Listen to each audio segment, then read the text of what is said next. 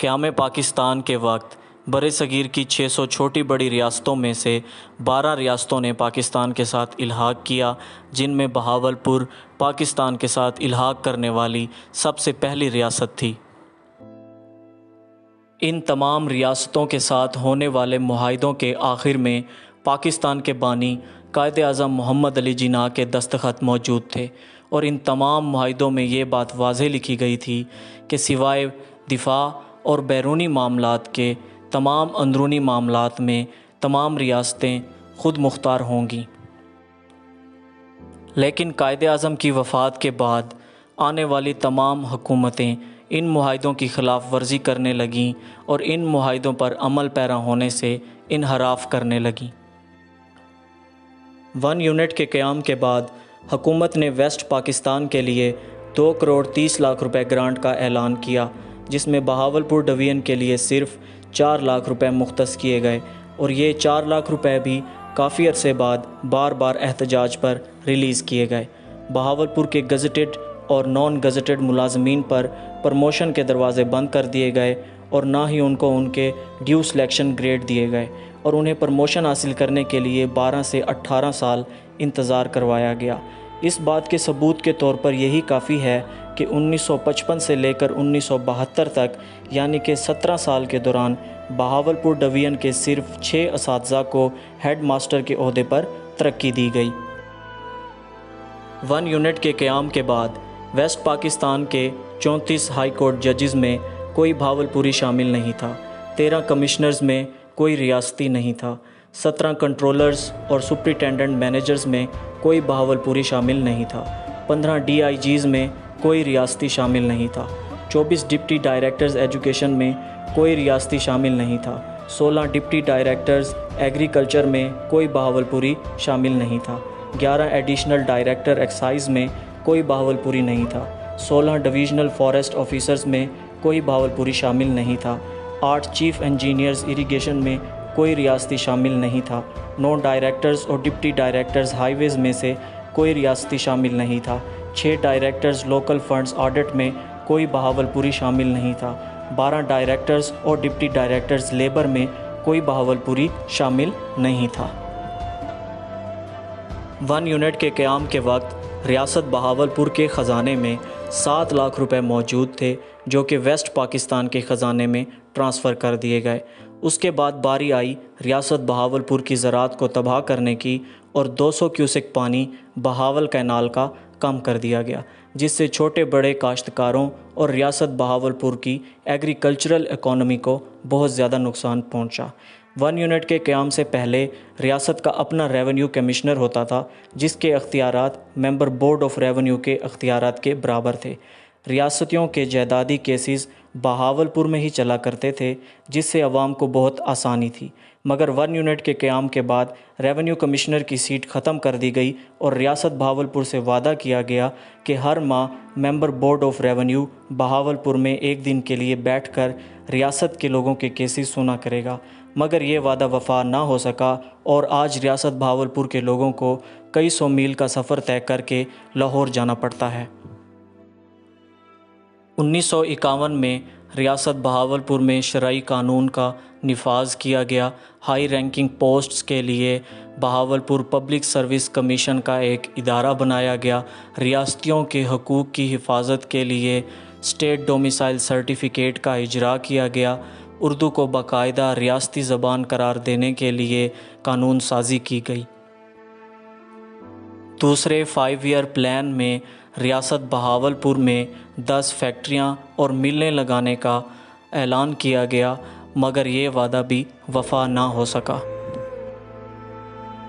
جامعہ عباسیہ موجودہ اسلامیہ university of Bahawalpur میں مصر کی مشہور یونیورسٹی الازہر کی طرز پر 3 ڈگریاں ورود، عبور اور رشد متعارف کرائی گئیں، اور اس مقصد کی تکمیل کے لیے مشہور عالم دین علامہ شبیر احمد عثمانی رحمۃ اللہ علیہ کی خدمات لی گئیں، مگر قسمت کو کچھ اور ہی منظور تھا۔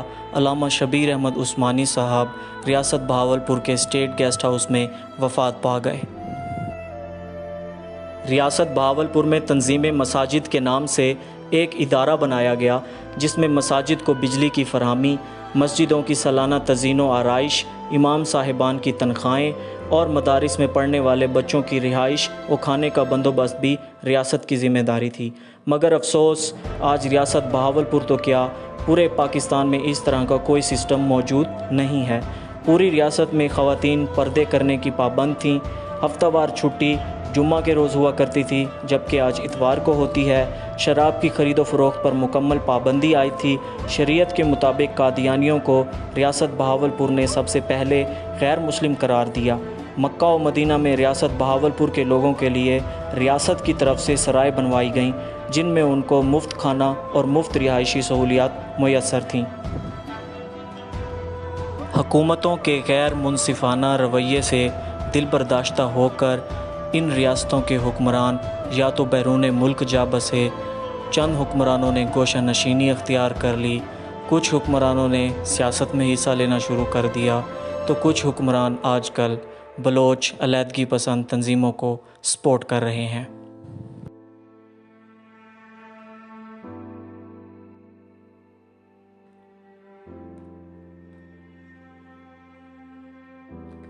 This was the sheer misfortune of the natives of Bahawalpur state that with the passage of time, according to the rulers of West Pakistan, the significance of Bahawalpur state kept on declining as all development schemes were abolished and the industrial sector remained an unfulfilled dream. With the migration of offices and the employees at a large scale, the trade and business also suffered greatly. Furthermore, some kind of oppression was considered lawful on the natives of Bahawalpur state, that the amount of about 6 or 700,000 rupees in the state treasury was also transferred to West Pakistan, and not a single penny of the above mentioned amount was spent for the development of Bahawalpur. If this was not considered enough, the 200 cubic irrigation water from the Bahawal Canal water quota was snatched, and an attempt was made to inflict loss to the agricultural economy of the state.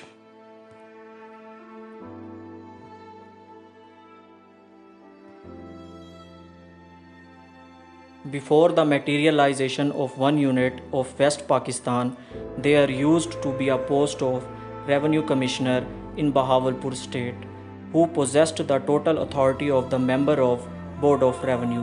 The public had just travel up to the capital of the former state for the settlement cases of their land disputes. After the one unit set up, it was promised by the authorities that a member of revenue would visit every month to conduct the hearing of the cases of the plaintiff in Bahawalpur. But this promise remained unfulfilled, and no solid step was taken in this direction. Hence, due to non-implementation of this decision, the public of Bahawalpur had to travel hundreds of kilometers to Lahore for the hearing of their cases. This would lead the public to problems and issues of traveling, and on the other hand, the time and finances were greatly involved in this factor. Especially the poor and destitute used to suffer a lot.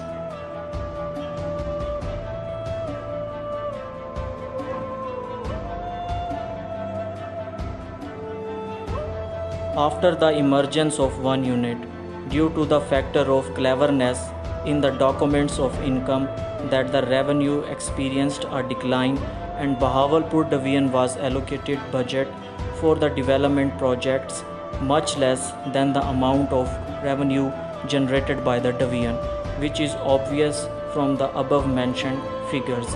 Hence, as a result, this area continued to become economically backward. In the second 5-year plan, 10 factories and mills were approved for the former princely state of Bahawalpur, which could not be materialized, and similarly, the development projects of Bahawalnagar and Rahim Yar Khan districts were also abolished.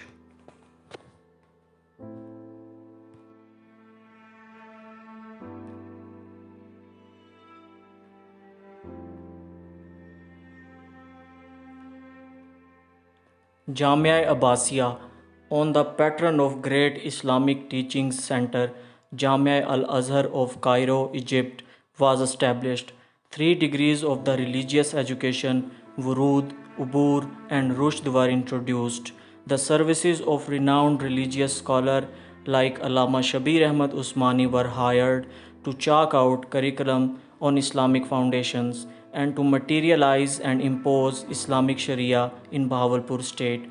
But alas, when the work accomplished, Allama died in the state guest house Abbas Manzil, and his dead body was sent to his native town with full official honor.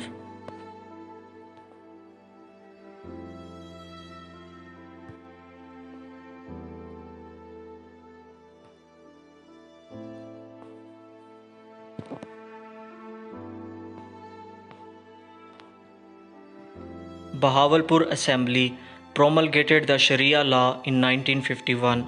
Bahawalpur Public Service Commission was established for appointments on high-ranking posts.